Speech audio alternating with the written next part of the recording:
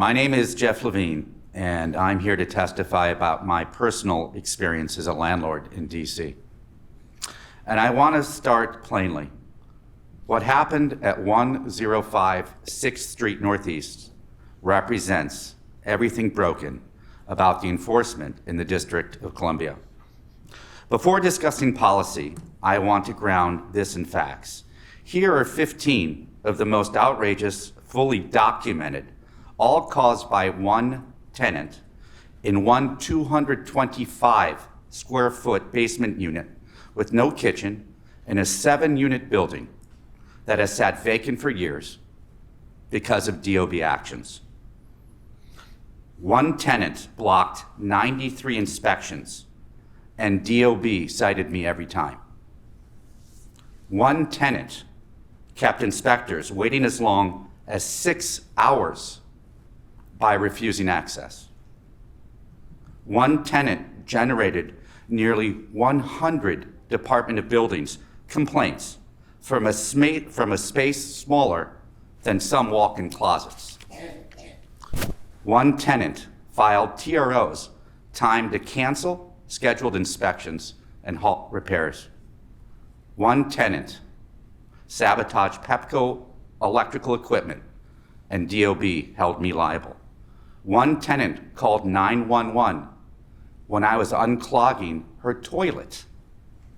One tenant manufactured a gas leak emergency after DOB suggested calling the fire marshal, information obtained through FOIA, Mr. Chairman.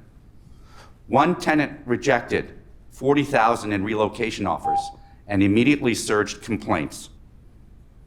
One tenant refused entry to licensed contractors in front of DOB inspectors, and DOB still cited me.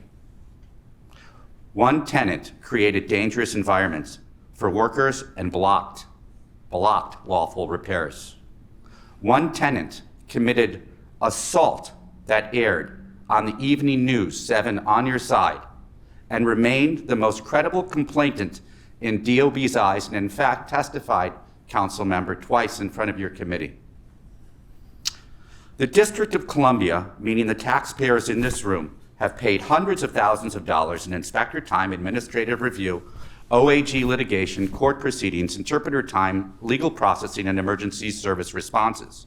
By conservative calculation, 100 plus DOB visits, 6 years of enforcement cycles, $500,000 or more in agency labor costs. And who did one tenant weaponize? DOB, DLCP, DOEE, OTA, OAG, MPD, DC Water, Pepco, Fire and EMS, Small Claims Court, Landlord Tenant Court, OAH, State EC, Legal Aid, and the Office of the Inspector General. 17 different judges across multiple courts have touched this one case. And yet DOB citing me, the person who opened the door every time while ignoring the person who blocked it 93 times. The result of all of this is that I could not obtain a certificate of occupancy, so I could not obtain a basic business license and therefore could not evict or register for rent control and legally increase her rent. Further, I've not been able to renovate or sell my building. I am basically stuck with no options to do anything.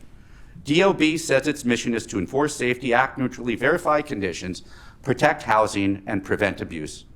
But here's what DOB did in my case. Protected obstruction, punished cooperation, rewarded false complaints, penalized evidence, acted on allegations, not verification, enabled fraud while harming housing that families need, allowed one tenant to consume more public resources than some buildings with 50 units. This is not code enforcement. That is a structural vulnerability that can be exploited endlessly by one determined actor.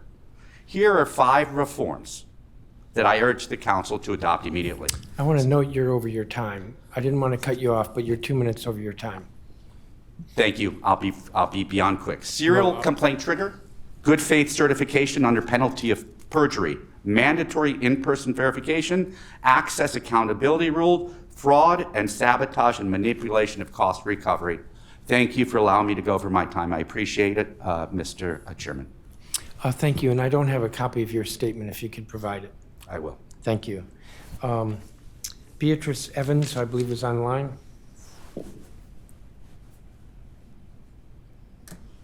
Hello?